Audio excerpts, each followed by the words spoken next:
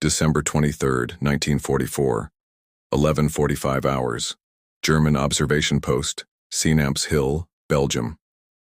The field glasses trembled slightly, not from cold, though the wind bit through wool and leather, but from disbelief. A German observer from the 26th Volk Grenadier Division pressed the binoculars harder against his eyes, as if by force of will he could make the vision before him dissolve into mist, into error, into anything but reality. What he saw was not tactical movement, not reconnaissance, not even combat. It was something else entirely, a spectacle that would carve itself into his memory and, in time, redefine his understanding of what war had become. About noon on the 23rd of December, the clouds that had blanketed the Ardennes for a week finally tore open. The sky, once a suffocating shroud of gray, now stretched clear and cold above the snow-laced hills of Belgium. And into that sky came the Americans. Not a dozen planes, not 24, not even 100, hundreds upon hundreds. Transport aircraft, C-47 Skytrains, filled the horizon like a migration of mechanical birds, wings glinting under the winter sun, engines humming in unison, formation after formation descending toward Bastogne with the calm precision of a factory assembly line. My God, the sky, it's full of them. This cannot be happening. Through the periscope sight of his observation post, the German watched as colored parachutes bloomed across the white expanse below, red for ammunition, blue for medical supplies, yellow for food, white for everything else. Each bundle drifted down with eerie silence, untouched by wind, untouched by resistance, untouched by the laws of scarcity that had governed German warfare for years. The entire Luftwaffe hadn't mounted an operation of this scale since Stalingrad, not even close. And here, over one frozen Belgian crossroads, the Americans were casually demonstrating an air power so vast, so casually deployed, that it made the Third Reich's greatest triumphs feel like children's games played in sand. This was not bravery. This was not luck. This was arithmetic. The mathematics of defeat were being written not in blood or trenches or last stands, but in cargo manifests and flight logs and parachute counts. The Germans had surrounded Bastogne. They had cut the roads. They had starved the garrison. They had sent surrender demands. And in response, the Americans had simply opened the sky. The gathering storm. 7 days earlier, on the morning of December 16, 1944, at precisely 5:30, the earth had shaken across an 80-mile front. 1,600 artillery pieces, howitzers, mortars, Nebelwerfers, unleashed a 90-minute barrage that turned the frozen forests of the Ardennes into a hellscape of fire and ice. Operation Wacht am Rhein, Watch on the Rhine, Hitler's final gamble, had begun. The plan was audacious: split the Allied armies, capture Antwerp, force a negotiated peace, restore German glory. The men of the 26th Volk Grenadier Division, under General Major Heinz Kokott, had marched into position the night before through ice-glazed trails, their boots crunching on frozen mud, their breath fogging in the dark. They had been told this was destiny. The Führer himself had planned it. The Americans were soft, undisciplined, exhausted. Their lines in the Ardennes were held by green recruits and battered divisions sent there to rest. The Wehrmacht would cut through them like butter, just as they had in 1940. The 26th Volk Grenadier was no elite formation.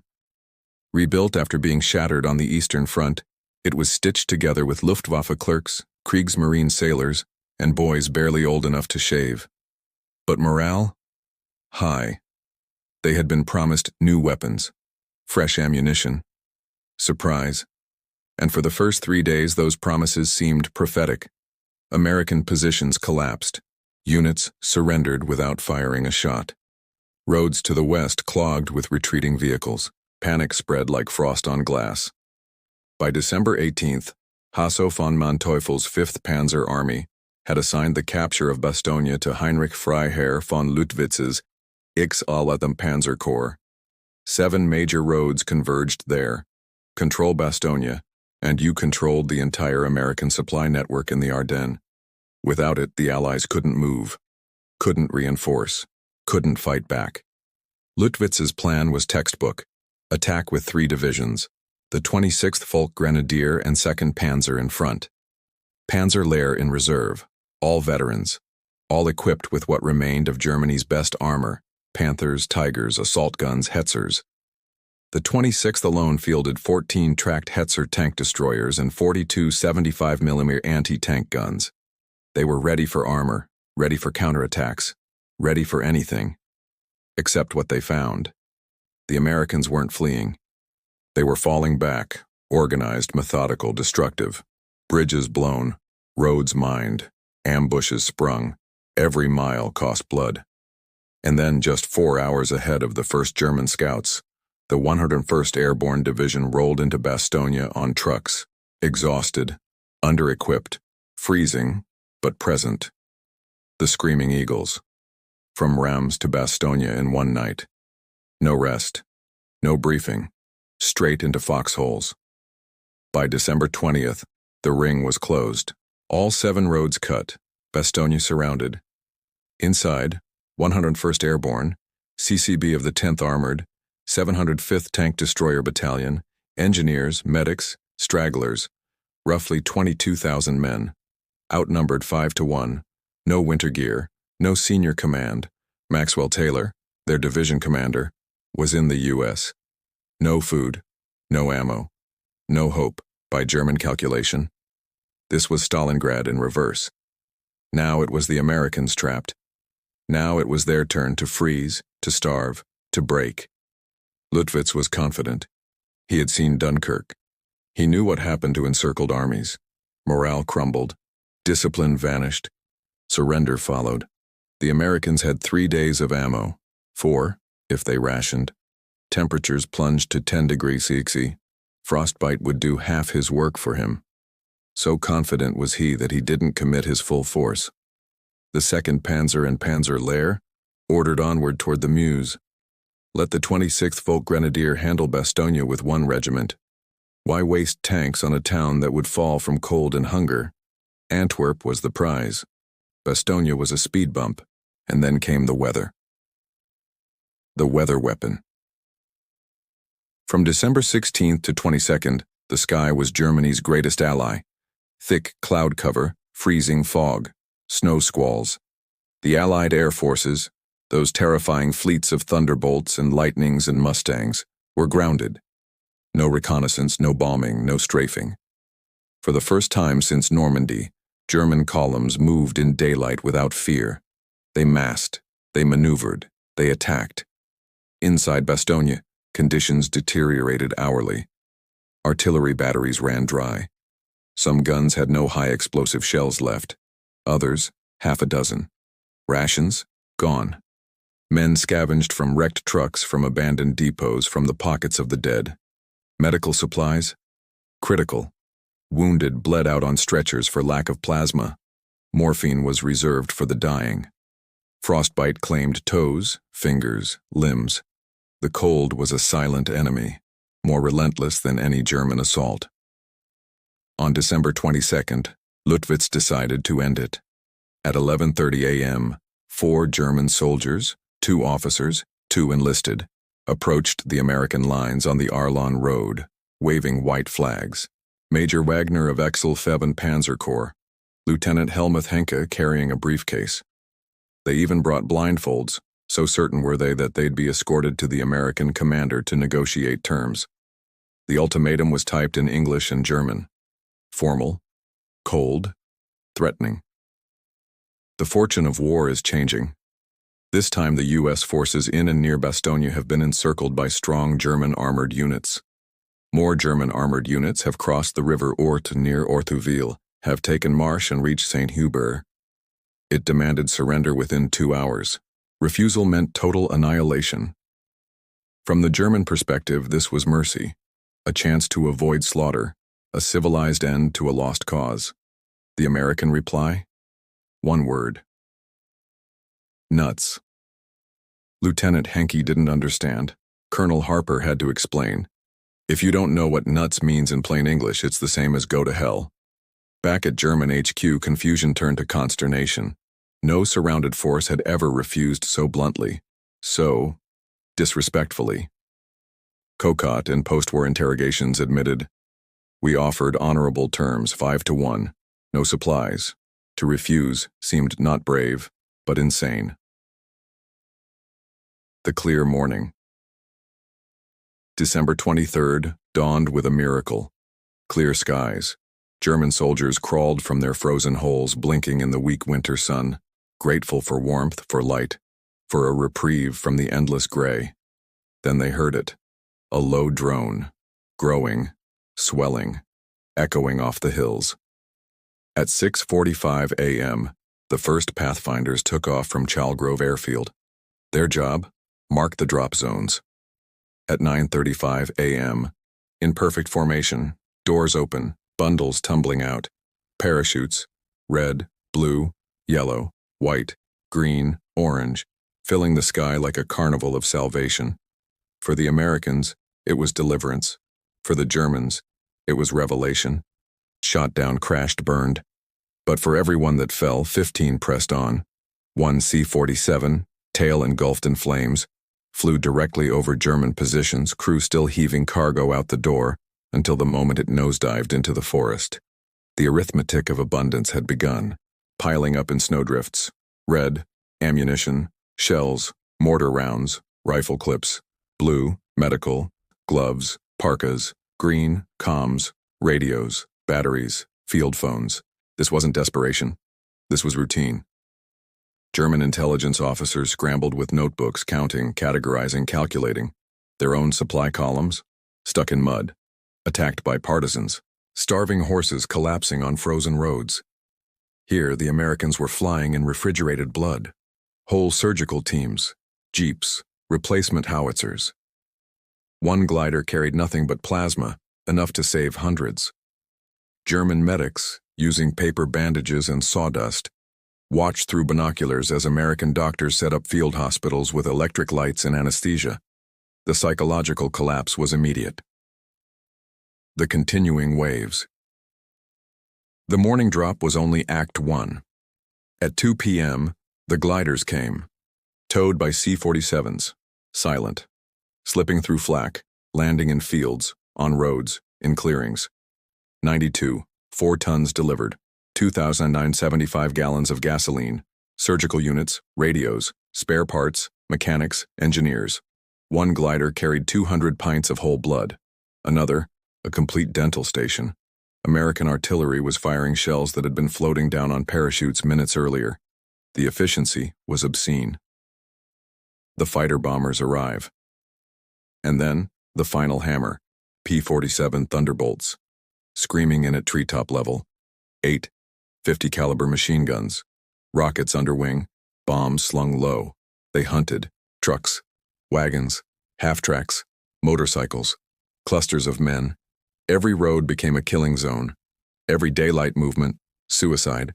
German columns that had rolled freely for a week now cowered in ditches, under trees, in barns. Movement stopped. Resupply halted. Reinforcements delayed. The sky belonged to America. Kiwi, the demolition of hope. By nightfall on December 23rd, the German siege had not been broken. It had been redefined. No longer was this a battle of men and machines, it was a battle of systems. And Germany's system, built on willpower, improvisation, sacrifice, had met its opposite. A machine that turned factories into front lines, that converted assembly lines into artillery barrages, that treated logistics not as a constraint but as a weapon. The soldiers of the 26th Folk Grenadier didn't need staff officers to explain it to them. They saw it. 241 planes, thousands of parachutes, tons of cargo, delivered in hours, with losses shrugged off like broken tools. If America could do this for one surrounded division, what could they do for an entire front? The answer was obvious. They could do anything. Christmas Eve. Disaster. December 24th brought snow again. Clouds. Silence in the sky. German command dared to hope. Reinforcements arrived. The Panzer Grenadier Regiment from the 15th Panzer Grenadier Division. Their last card. The plan. One final assault. Concentrated. Brutal. Break through the northwest perimeter before the skies cleared again. Christmas morning. Pre-dawn. 18 tanks. Supporting infantry. Snow crunching under treads. They broke through the 327th Glider Infantry's line. Reached Hemrola. For a moment, victory seemed possible. Then the Americans responded.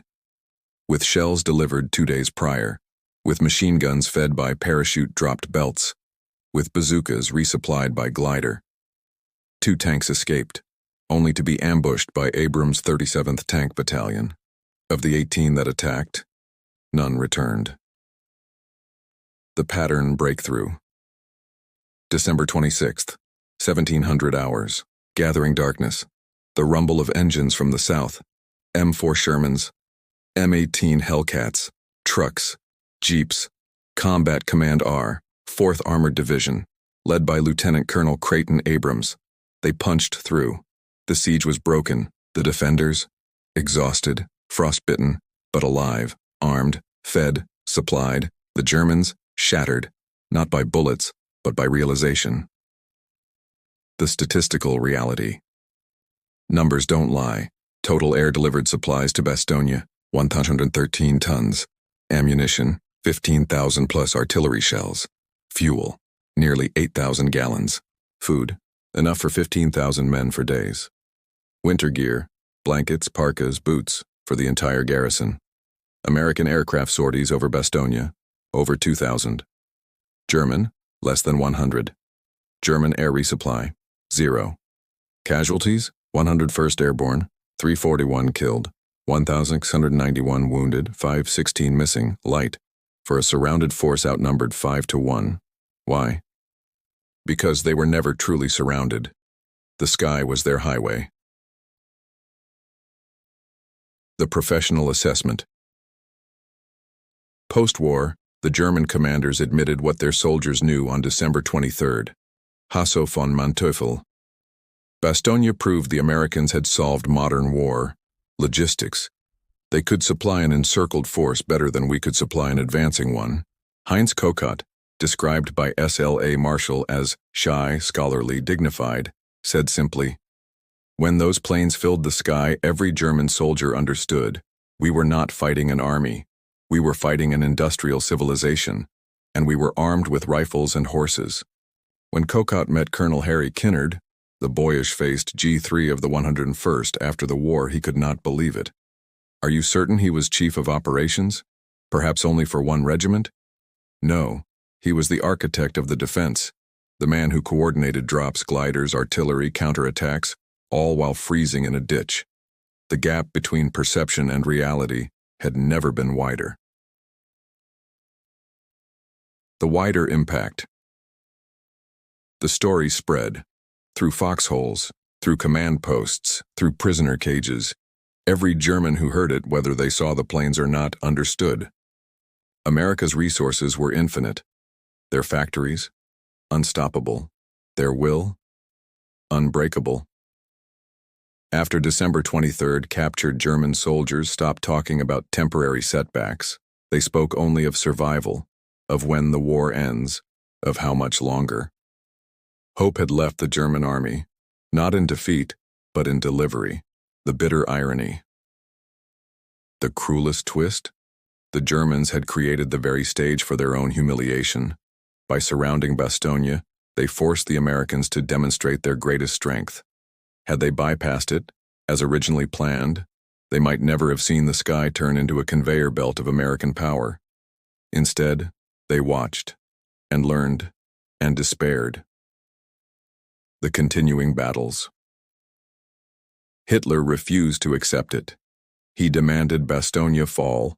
He threw in the 1st SS Panzer Division, then the 9th SS, the Führer Begleit Brigade, the 167th Volk Grenadier, all bled out against positions now reinforced, resupplied, rearmed.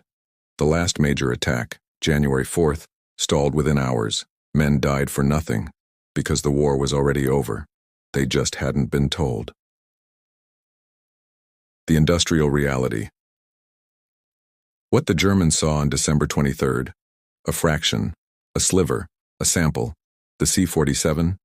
Over 10,000 built during the war, used in Overlord, Dragoon, Market Garden, Varsity, dropped over 50,000 paratroopers, flew millions of miles, lost thousands and replaced them within weeks. American factories didn't just build planes, they built inevitability. The historical vindication. Historians agree Bastogne's air supply was not just a tactical success. It was psychological warfare at its most devastating. It proved that material superiority could nullify courage, that logistics could trump leadership, that industry could outlast ideology. The U.S. Army's official history notes, after December 23rd, German prisoners no longer spoke of victory, only survival. The 101st didn't hold Bastogne because they were better soldiers. They held it because their country refused to let them fail. The ultimate lesson. Siege warfare died on December 23, 1944, not from lack of walls, but from abundance of sky. The 101st would never surrender, not because of grit, but because of gliders, because of parachutes, because of factories, because America could turn the heavens into a supply line. The German soldiers who watched those 241 C-47s and the waves that followed didn't just see relief for Bastogne. They saw the future, a future where wars were won not in trenches but in boardrooms, not by generals but by engineers, not with bayonets, but with balance sheets. They saw the arithmetic of American abundance. And in those numbers, the final chapter of the Third Reich. The war would drag on 5 more months. Berlin would burn. Hitler would die. But for the men on Sinamp's Hill, it ended that morning, when the sky opened, and the planes came, and the parachutes fell, and the Americans ate, and fought, and lived, because their nation would not, could not, let them die. The planes over Bastogne didn't just carry supplies, they carried certainty. America's arsenal was vast, its resolve, unbreakable, its victory, absolute. The German soldiers who witnessed that armada knew what their leaders refused to admit. The war was over. America had won, not on the ground, but in the sky, over a small Belgian town, on a clear December morning, when the whole world saw the 101st would never surrender.